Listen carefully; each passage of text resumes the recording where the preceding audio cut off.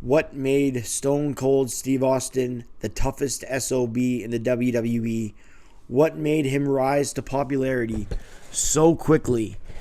And why was his gimmick Stone Cold? Why did it work when WCW stunning Steve Austin didn't work? I'm just going over a few things here today. First, his popularity. Second, why he was called the toughest SOB. And third, why the WWF caught lightning in a bottle with his meteoric rise. Newer fans that watched in 2000 with The Rock being popular, let's say, and Stone Cold was out for a year, they might have asked, what made Austin the toughest SOB? He's just some bald guy with black trunks and an attitude. Well, I'm here to talk about those few things today. What happened is it took place in a chronological timeline: 1996, 1997, and 1998. It's also why the ratings went from 2.2 to 4.4 and from the spring of 97 to the spring of 98 because of one guy. His rise. Wrestling is at its best when you can suspend your disbelief. Austin really broke his neck.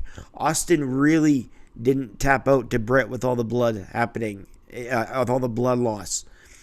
Austin really did do anti-establishment, anti-authority events, stunning the boss. See, in the past, when everybody's hit authority figure, you just get suspended, kayfabe.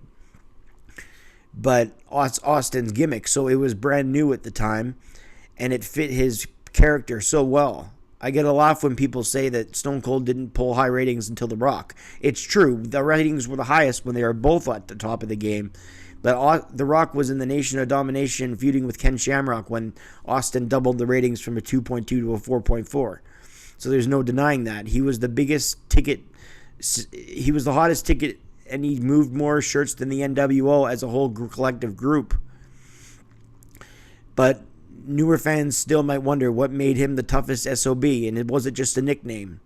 He didn't have this unstoppable zombie gimmick like The Undertaker, and he doesn't look like Brock Lesnar. So what made Stone Cold Steve Austin so tough? I'm going to tell you in this video just a little bit about that. First, I just want to say my name is Brett Mix. The channel's Macho Wrestling 101. I do the history of wrestling videos every day, and I also stay up to date with Raw reviews, SmackDown reviews, PLE reviews, and other of that sort. So if you did subscribe, I'd certainly appreciate it. But back to the topic. Austin had his cursing personality, and two things really stood out to get Austin on the map. His anti-authority personality with those black and white vignettes on the road to Survivor Series, and Bret Hart handpicking him to be in a program with him. That's not where he made him the toughest SOB. We're going to get to that. But Bret Hart handpicking him certainly helped. Austin had done his Austin 316 promo, which obviously helped too, because Jim Cornette in the documentary The Monday Night Wars said that there were Austin 316 signs the next night. He's not lying. There was Austin 316 signs, but it still took him a while to get a little bit more popular because that SummerSlam he was jobbing to Yokozuna on the free-for-all in Cleveland, Ohio, when the rope broke off in that free-for-all.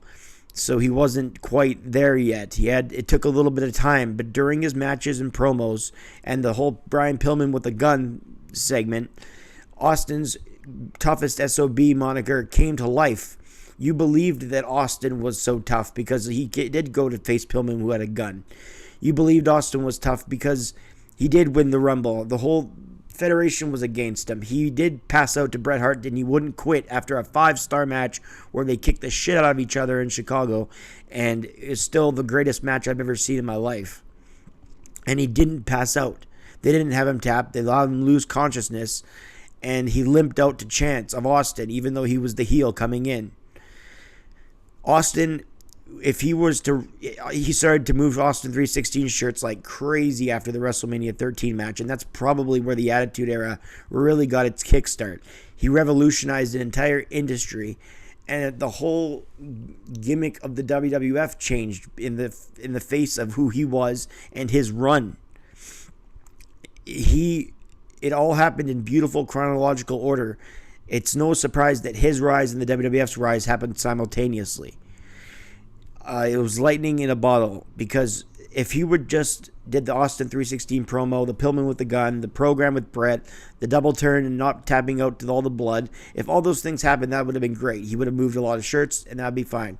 But he ended up breaking his neck in the segment with Owen Hart, in the match with Owen Hart at SummerSlam, and then he ended up returning. He ended up stunning the Boss in Madison Square Garden in September, because before that there'd just be suspensions. But as I mentioned before, Austin, that was a new thing at the time. So he returned from a broken neck. And then what does he do next? He stands toe-to-toe with Mike Tyson, who was the actual baddest man on the planet at the time. And he says that he wants a piece of his ass. And I still see idiots in the YouTube section saying, oh, if this was a real fight, Tyson would punch him. He would kill him. We'd one-punch him. No shit. And bear shit in the woods, too, by the way. The sky is blue also, if you didn't know that. We know you're missing the point. It was a great segment that elevated Steve Austin's character and gave Mike Tyson some money and some more publicity. It worked for both sides. It was a great wrestling segment, and people that don't on YouTube that don't fucking understand that piss me off to no end. Anyways, I'm not trying to talk like Austin, but it really gets to me when people on YouTube don't understand things and why he was the toughest SOB. Everything I just said in chronological order helped add to that. But you add in the fact that he feuded with Vince McMahon for 2 years, how over he was. It was lightning in a bottle. Everything from the broken neck to not tapping out in Chicago to Bret Hart, from feuding with the Boss, standing up to Mike Tyson, standing up to Pillman with a gun, his vignettes, his charisma that came out in his promos and his matches, his shirts selling. He was truly the cult of personality Living Colour was singing about in the 80s, before it even happened. Austin rose, and so did the WWF, because of what happened in chronological order. Sometimes things happen for a reason. And if you're Steve Austin, I'd certainly believe that, because even the downs in his career ended up helping him. Anyway, I hope this video shed some light on why he was the toughest SOB. I just had to put it in my own way. I do wrestling videos like this daily. So if you hit subscribe, I'd greatly appreciate that. My name is Brett Mix, and I also stick up to date with Raw, SmackDown, and PLE for those who continue to watch Raw. Even if you don't watch Raw, I review it for you. You don't have to watch it. My favorite reviewers do the same thing, so I thought I'd do it myself because I have a history with broadcasting, not on screen, just audio. So I thought with my wrestling knowledge and my broadcasting skills, I might be a good YouTube content creator. So we're going to give this channel a chance. Hope you guys are along for the ride, and I hope that answered the question of why Stone Cold is the toughest SOB in the WWF. I'm Brett Mix, and I'll see you on the next video. Thanks for watching, everyone. I'm out.